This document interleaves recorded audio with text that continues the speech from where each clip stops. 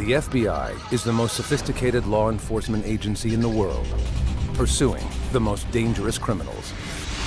When a monstrous crime shocks Galveston police, she was placed in 3 trash bags, put into a container, then tossed off a bridge. It's a small child that's been washed up on a sandbar in the Gulf of Mexico. And what is she doing there? the Bureau mobilizes. There were so many unknowns in this case. It was searching for a needle in a haystack. They called me to tell me that they said they didn't have her. I'm like, what do you mean they don't have her? FBI, criminal pursuit.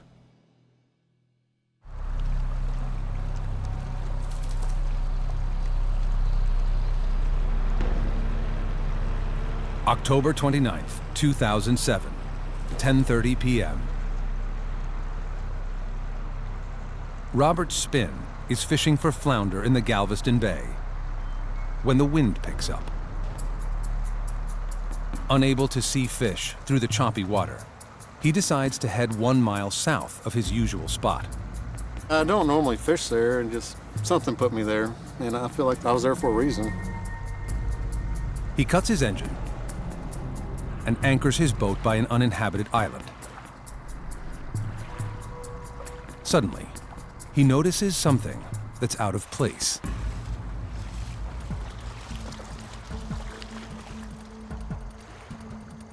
I saw a box on the shoreline, and I pulled up to the bank, got out of my boat, and walked over there and just to see what it was. When I turned it over, it kind of made a thud, and I knew that, you know, something wasn't right at that point, and it just didn't sound right. Inside is a black garbage bag. Spinn rips it open and makes a horrifying discovery. I looked and I could see a little girl's shoe. Spinn calls 911. Galveston County Sheriff's Office? Yeah, I'm out in West Bay. I think I found a body. He stays out in the bay to wait for investigators from the Galveston County Sheriff's Department. Then shuttles them to the island.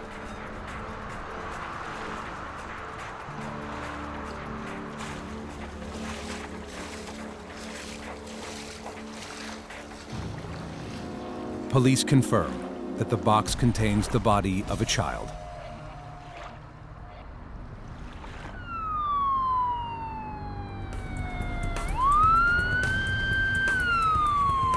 Sergeant Mike Barry is 90 miles away when he gets the call.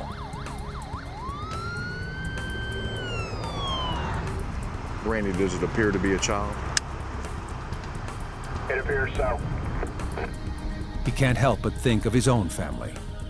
I have 3 kids, and it always is an emotional type investigation when a child is involved in a homicide, the victim. Barry's partner, Lieutenant Tommy Hansen, is equally motivated to find out what happened to this child. I don't care how long you've been doing this job, children's cases, they get old real fast. You get tired of working them, and you don't get callous to that.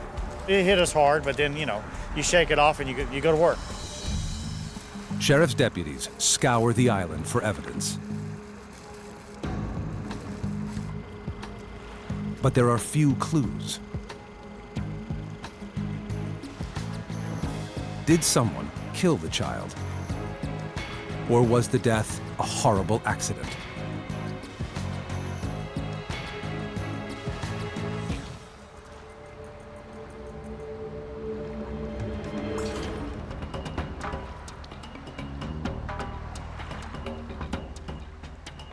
Police turn to Chief Medical Examiner Stephen Pastilnik for answers. Dr. Pastilnik examines the body and determines that the child is a female, between 2 and 5 years old. He also reveals something disturbing. The child's death was almost certainly deliberate. cause of death was blunt head trauma. That is not the type of thing that you get from an accidental fall. Kids fall all the time. It's actually a significant velocity impact to the back of the head. So no, this is not a trip and fall. This is a push or throw. Investigators now suspect they are looking for a killer, possibly a predator. But there is no DNA evidence on the child's body, and they don't even know the little girl's name. Before they can find the killer, they have to find the child's family. We have to try to put a name to that child. Once you're able to do that, then that can lead you in the right direction of who maybe was last with the child. The Galveston Sheriff's Department recognizes that with so few leads, they need specialized assistance. They call on the experts in child crimes, the FBI. Special Agent Don Gay has worked in the Galveston area for years and is a natural lead for the sensitive case. My supervisor came to me and asked if I would like to work it because of my knowledge of the area and the people, and I said, absolutely. I'm a father and I have little kids. How could somebody do what they had done to this little girl and just throw her away like trash? Agent Benjamin Stone, who has worked a variety of crimes against children, is also assigned to the case. His mission is to find out the girl's home state and how she ended up in the Galveston Bay. Agent Stone consults with the Coast Guard to determine where the box may have been dropped off, whether from the bridge or a ship. The theories around her identity were, we were kind of all over the place on this. We were trying to figure out where the child had possibly been dumped. But it's almost impossible for the Coast Guard to pinpoint a single location. You have international shipping traffic in and out of the Houston ship channel, so theoretically she could have been from anywhere in the world. And that's what we had to start with. Investigators know that the child's family members must be frantically looking for her. They search a local missing persons database, but there is no match for the child. Agents decide to enlist the media and go global with the story. The sheriff's office could handle leads and information that came in from the Houston and Galveston area, but the FBI had the ability to reach out, all across the world. We needed the media to spread the word about helping us find this little girl. Who is this little girl? It truly was an emotional appeal.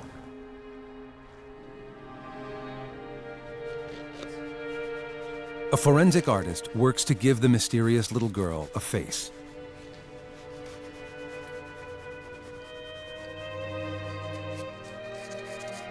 A picture emerges of a darling child with blue eyes and medium-length blonde hair. Wearing a pink shirt and skirt with purple tennis shoes. Authorities give the mystery victim a name: Baby Grace.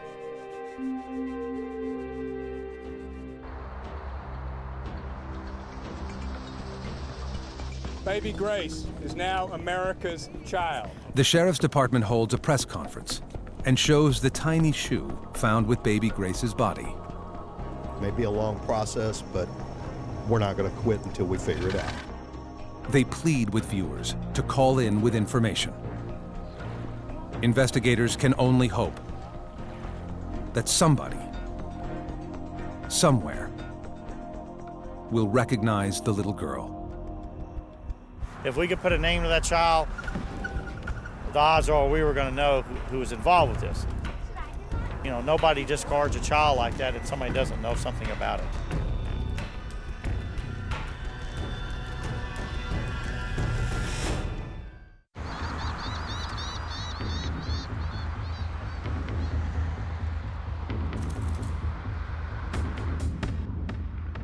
It has been more than 48 hours since the body of an unidentified girl, who police are calling Baby Grace, was found in the Galveston Bay.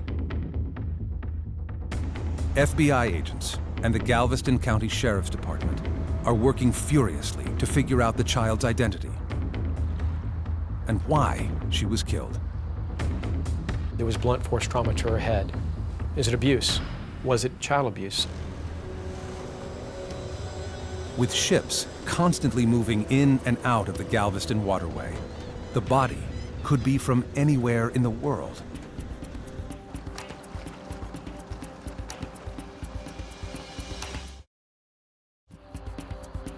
Any way you look at it, we carry a piece of her with us. A sketch of baby Grace is broadcast nationally in an effort to drum up leads. It works. Baby Grace hotline. Okay, and your name, please? Within 24 hours, hundreds of tips pour in from family members worried that baby Grace is their missing loved one. And the types of tips were missing children, custody battles. I haven't seen my granddaughter in a year or 2 years. Neighbors who would call in, I haven't seen this child in several months. It looks like it could be baby Grace. One of the things that surprised me was how many 2-year-old blonde-headed girls were missing. On November 2nd, investigators respond to a local tip in nearby Lamarck.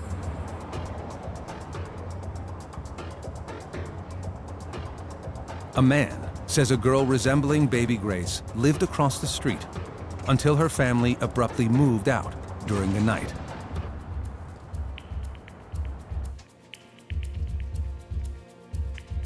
The officers enter the home and find discarded children's clothing and shoes, a potential match for baby Grace.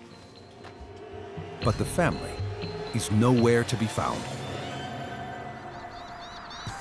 While police are pursuing that lead, a manager of a local hotel calls with another promising tip. One of her rooms was rented to a couple, but sat unused for more than a week. It was suspicious activity by a couple who had equipment for a child, but the occupants of surrounding rooms never saw a child. Motel staff had discovered little girl's clothing and a photograph of a child who resembled baby Grace. This is what, the laundry room? Investigators aggressively pursued the tip and managed to find the couple. But baby Grace is not their child, and the lead goes nowhere. Police are also able to track down the family reported by the suspicious neighbor. It too turns out to be a false alarm. Investigators are back at square one, and they have hundreds of other tips to comb through. You know, we had to look at each one of them. I mean, you just didn't know which one was going to be the one. DNA is cross-referenced from families all over the country, each wondering if baby Grace is their little girl. While hundreds of leads come in, you have to take each one to its logical conclusion. Some seemed promising in the beginning, and then turned out to be nothing, be a dead end. The FBI even gets a phone call from authorities more than 5,000 miles away who believe the victim might be a missing 4-year-old British girl named Madeleine McCann. Madeleine had been stolen from her bedroom in May of that year, while on vacation with her parents in Portugal. The case was highly publicized, and Portuguese authorities are desperate for a lead. I ended up getting in touch with our legal attaché in Spain and Portugal. They in turn got the DNA, forwarded it to us. But Madeleine's DNA is not a match for baby Grace. Neither is anyone else's. There was so many unknowns in this case. It was searching for a needle in a haystack.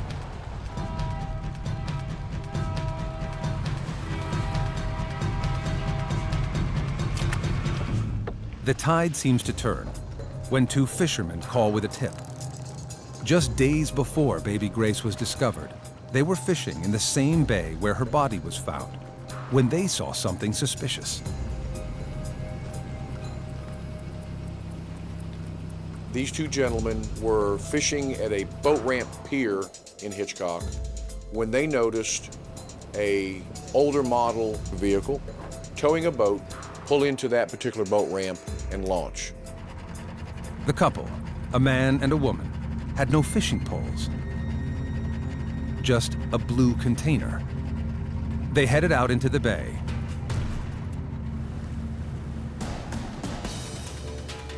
And returned around an hour later. The two fishermen noted the woman was sobbing in tears as they pulled in. There was no blue plastic container. Who is this mysterious couple? And what happened to the blue container? Investigators begin a no-holds-barred search. We conducted surveillance throughout 4 different communities trying to locate this vehicle that he described. But they are unable to find the vehicle and anxiously continue their search for the couple.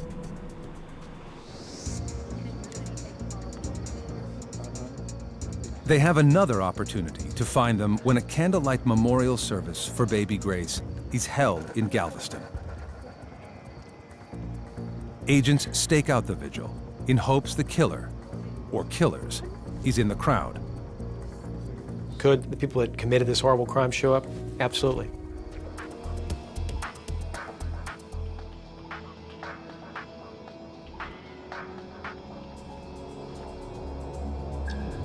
One of the fishermen also attends the memorial in case he recognizes the couple. It doesn't take long before Sergeant Mike Barry hones in on a woman in the crowd. I happened to notice a particular lady, by her demeanor and behavior, was very interested in this vigil. Her demeanor just stood out to me. Sergeant Barry approaches the fisherman and asks if she looks like the woman in question. He felt that it was very possible that this was the same lady he saw in the boat. Investigators prepare to follow the woman and get her license plate number. But before they can mobilize, she vanishes.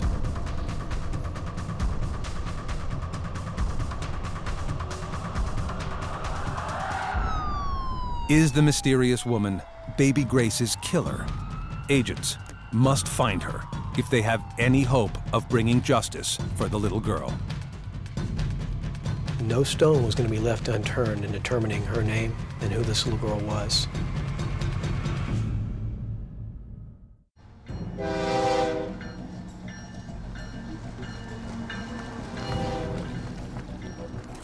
November 7th, 2007. 9 days after the body of an unidentified toddler, known as baby Grace, was found. Authorities are working around the clock to locate the child's family. It was almost like a roller coaster ride. You go up and down. You just have to keep going down the path, stay steady, and keep looking at every lead that comes in. Investigators have 300 leads, but none of them are panning out. And agents are beginning to suspect there's a terrifying reason for that. We knew that it might be a family member because nobody was looking for her. A lot of times, mothers, when they kill their children, they dispose of them in water. Could be also a boyfriend, father. Police now think baby Grace's parents could have killed her. And agents are anxious to find an elusive woman whom 2 fishermen saw take a mysterious container out into the bay, only to return empty-handed. She then turned up at a candlelight vigil for baby Grace, but disappeared before agents could talk to her. We followed this lead for numerous weeks. We thought that was our best potential lead that we had. But weeks of searches yield nothing. And investigators begin to theorize that the woman and her partner may have stumbled across baby Grace's body and disposed of it in fear. It is believed that the couple in the boat had previously come across this container, brought it home, maybe thinking that they had just come across some fishing gear, and when they discovered what it was, then they immediately went back out and disposed of it.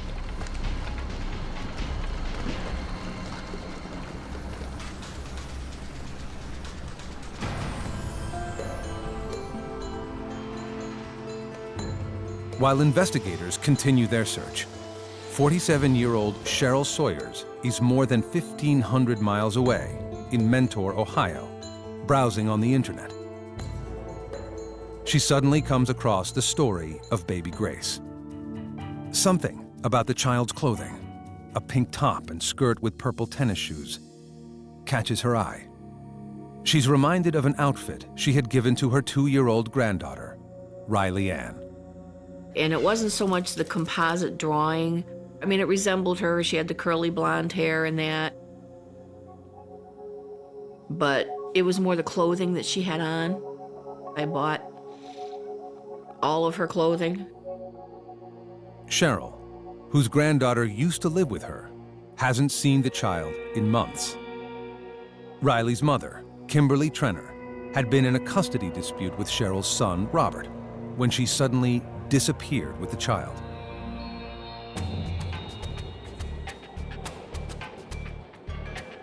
They up and left, and we didn't even know about it. We didn't even know Kim moved. The Sawyers later learned that Kim had married a man named Royce Ziegler and moved with him and Riley to Texas. I showed up at the house on Tall Oaks to pick up Riley, and there was nobody there. Now Cheryl learns from the website that baby Grace was found in Galveston, Texas, near Houston, where Riley had recently moved. Baby Grace hotline. All right, calm down, ma'am. Though Cheryl doubts that baby Grace is her granddaughter, she decides to make the call to the sheriff's tip line. And how long has it been since you've seen her last? I called the number and spoke to someone down there to ask them to please go do a well check on my granddaughter.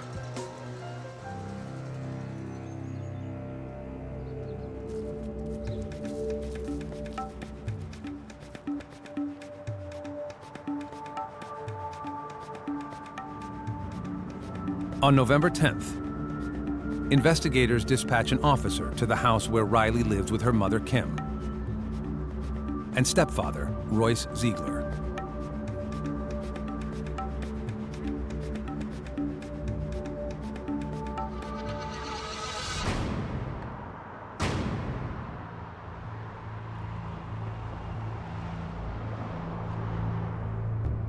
While an investigator is at the house, Royce Ziegler drives up.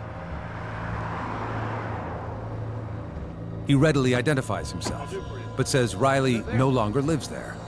Did. Me and my wife are in the process of moving in with my parents. And you have a daughter, Riley Sawyers? Yes. Where's Riley? He tells authorities that Ohio's Child Protective Services, or CPS, took custody of Riley following allegations of sexual abuse. Hey, you can't just take her. There must be something I can do. Ma'am. And where is Riley now? Riley's mother, Kimberly, confirms Royce's story to investigators and faxes a letter to prove it. But authorities are suspicious. What's this about? The practice, and any law enforcement officer would know, is that Texas CPS would have taken custody of Riley, not Ohio. They decide to contact Ohio Child Protective Services to see if they took Riley Ann into custody. We did contact CPS Ohio. Of course, they totally denied the fact that they had even sent a letter, or would they have taken custody of her? Authorities are growing more and more concerned and beginning to wonder if baby Grace is actually Riley Ann Sawyers. We proceeded to start focusing in on where's the child. Then the dominoes started to fall more rapidly. Investigators decide to order DNA samples from Riley's mother, Kim. But they're looking for a parent who killed their child. And people close to Kim, including Riley's father, Robert, can't imagine she would ever hurt her daughter. I never saw her spank or hit Riley at all. She was a good mother. I wasn't thinking that it was her. I was thinking that possibly they just had her hidden because they didn't want us to see her.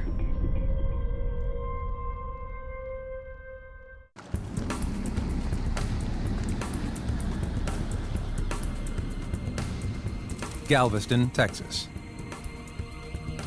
It has been months since Cheryl Sawyers has seen her 2-year-old granddaughter, Riley Ann.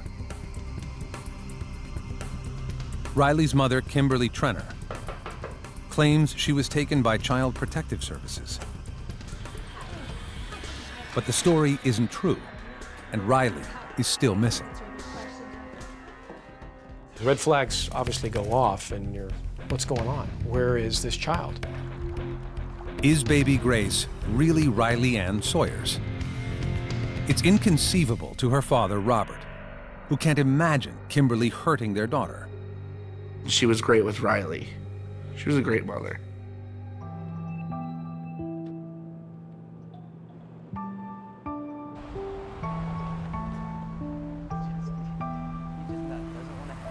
Robert Sawyers was a high school student when he first met Kimberly in 2004. Kim was quiet and intelligent, known as a good student. She was looking for love, and her relationship with Robert quickly got serious. When she found out she was pregnant, she actually took the news a little bit better than I did. She was more excited than I was at first. Riley Ann's birth was a joyous occasion. It was a very emotional experience. Just seeing Riley for the first time was just, gosh, I think I was on cloud 9 when it happened. I could never have been any happier than that. When Riley was 3 months old, she and Kim moved in with Robert and grandmother Cheryl. Kim was overwhelmed with finishing school, and Cheryl became the baby's primary caretaker. When we would go shopping, you know, we'd pick out different things and we'd, okay, Riley, which one do you want? And usually it was pink or purple, so her wardrobe had a lot of pink and a lot of purple in it. Over time, the young couple's relationship began to cool. I mean, Kim would take care of Riley, but most of the time she would go straight to the computer. It seemed like she was just not there. Hey, sweetie, what you doing? Before long, Robert had moved out, though he saw Riley frequently. That's so nice. She was a daddy's girl. We would always go outside and play in the snow and stuff like that during the winter, and then we'd go down to the park during the summer months. You know, when I wasn't working, I was with her.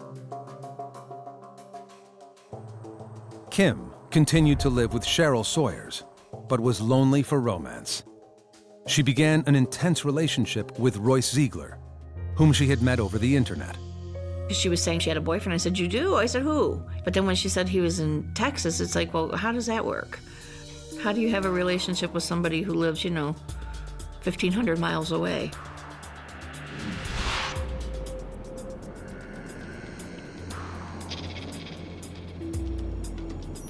In 2007, Kimberly moved out of Cheryl's home. Cheryl continued to see Riley Ann regularly until the little girl and Kim suddenly vanished.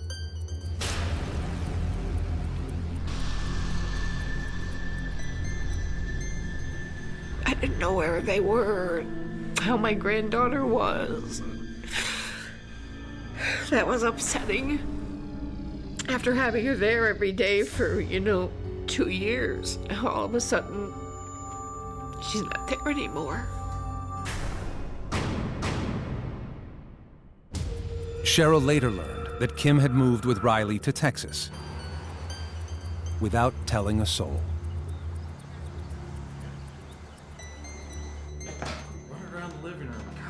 She had also quietly married her internet flame, Royce Ziegler. Cheryl never saw her granddaughter again, a fact that now seems ominous. Let's go out to the truck and get the rest of the box. All right. Come on, sweetie.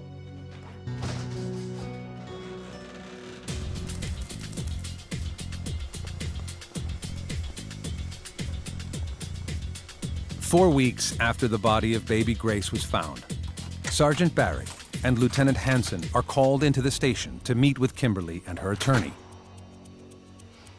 They need a DNA sample from her and are expecting to get only a cheek swab. But Kimberly starts talking and gives them much more. Riley is baby Grace. Riley is baby Grace? I'm positive. You know, show me. Kim begins to explain what happened to Riley Ann. A horrifying tale, she says, begins with her husband, Royce Ziegler. Riley, what is up with all that racket in there?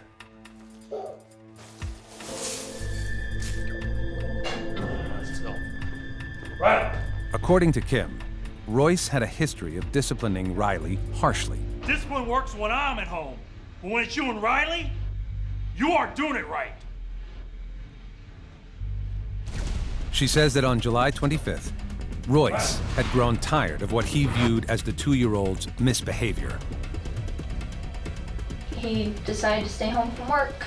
He really wanted to stay home and make sure I was disciplining Riley. Riley, when you want something you ask me, I have. He said, we need to break her. Riley, I thought I told you to ask before taking things. She screamed. She had a bell whooping.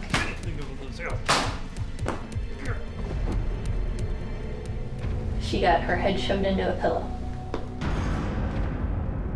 As the day went on, Kim claims she participated in the abuse in order to please her husband.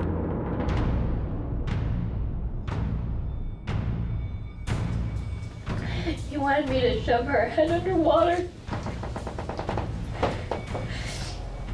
And I found myself doing that and hitting her with the belt because that's what he was doing.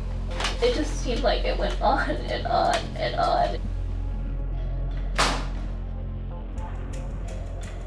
The couple stopped at one point to give Riley some Tylenol and ice her wounds.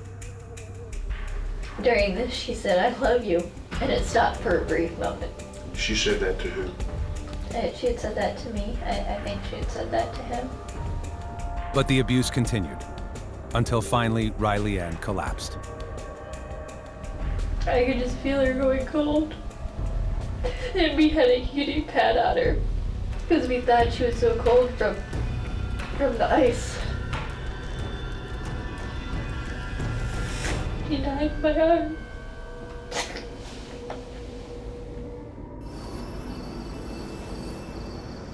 Kimberly says she and Royce never discussed calling 911. Instead, they immediately drove to a store to purchase black garbage bags, a blue plastic container, and other supplies. They bathed Riley in bleach to destroy any DNA evidence.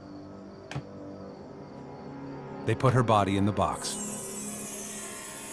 then left her in the garage to decompose for almost 2 months. In the heat of summer. One night he decided that we needed to get rid of it. He really ideally wanted to keep it there, but it was starting to smell in the heat. I was an emotional wreck because I knew my daughter is dead in that box in that storage shed right there. And he decided it would be better if we took and moved. They drove in the dark to Galveston and dumped the body off a bridge.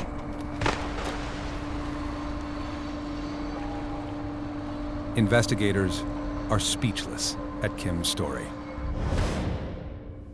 How can a mother stand back and watch that happen to their little girl? Most people will fight to the end for their child. It just shows a level of contempt for human life that I just can't fathom.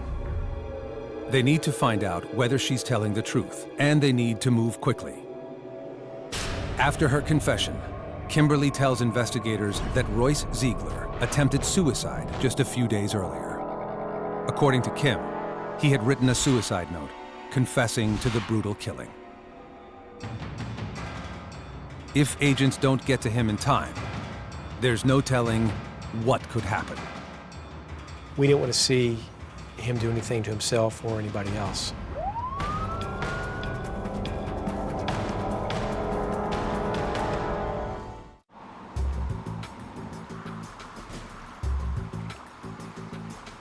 November 23rd, 2007. Kimberly Trenner has just stunned investigators by revealing how she and her husband, Royce Ziegler, callously beat her toddler daughter, Riley Ann Sawyers, to death. It looked like she didn't have control over her legs anymore. So he held her for a little bit, and he tried to get her to stand a couple more times, but she couldn't. Kimberly tells investigators that Royce is suicidal and has written a note confessing to the monstrous crime. Agents rush to his house and are relieved when he's alive and willing to talk. But once in custody, Royce tells a much different story than the one Kim told just hours earlier. I was in bed the entire time. Royce claims he was asleep when he heard Kim yelling at Riley. He came out of his bedroom, and that's when he realized that Riley was in bad shape. Royce is putting the blame on Kim, and investigators need to find out who is telling the truth. FBI agents and Sheriff's Department investigators search the couple's home for evidence. Inside a nearby storage unit, investigators find the suicide note. In it, Royce appears to take responsibility for Riley's murder. The FBI evidence lab confirms that Royce wrote the note. Analysts there also recover a list of rules Royce wrote for 2-year-old Riley Ann. These disciplining sessions were child abuse. They were beyond any standard form of disciplining a child. In spite of the evidence against Royce, prosecutors decide to charge both Royce and Kimberly with capital murder. She never said stop. She never called 911. She never said, "This is my child, I'll take care of it." And she participated. Cheryl and Robert Sawyers are emotionally shattered that Kim participated in Riley's death. I couldn't tell you exactly what I felt. I was just numb to the core at that time. I just kept it all inside. It wasn't even me anymore.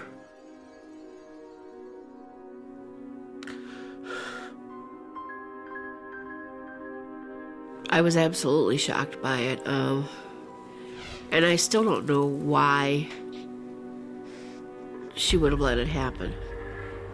It surprised me. It never, ever would cross my mind that a baby would ever be in danger from her. Experts believe Kim allowed the abuse to occur because she was afraid of losing Royce. She wanted to keep her life. I mean, he was her Prince Charming. He moved her down here. He gave her a new life, and she was willing to do anything to keep this life. And if that meant not having Riley around, then that's what it was. In their opinion, that doesn't change Kim's level of guilt. I mean, I think any two people who are willing to torture a child all day long, both of them are monsters. That doesn't stop Kimberly from having another child, however. In a shocking twist, she gives birth to their son while awaiting trial in prison. Royce told her if she was pregnant, law enforcement would be more lenient on her than they would a woman that is not pregnant. The jury isn't swayed. On February 2nd, 2009, Kim is convicted of capital murder and sentenced to life in prison. Royce Ziegler is convicted of capital murder later that year and is sentenced to life without parole.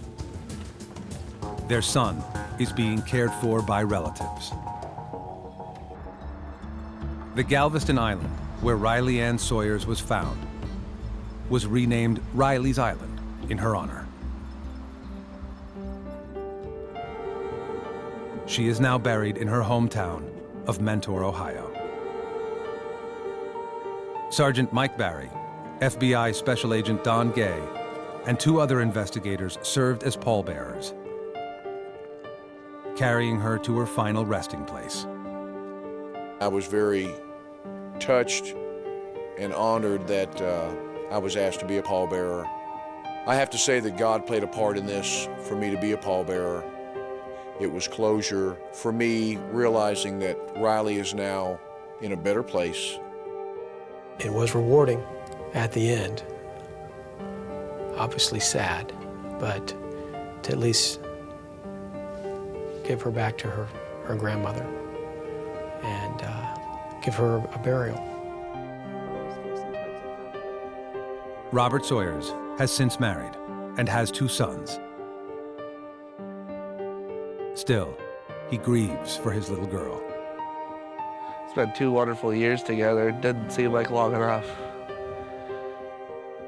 She was just a sweetheart. Loved her to death and couldn't love anybody else more besides my other 2 boys that I have right now.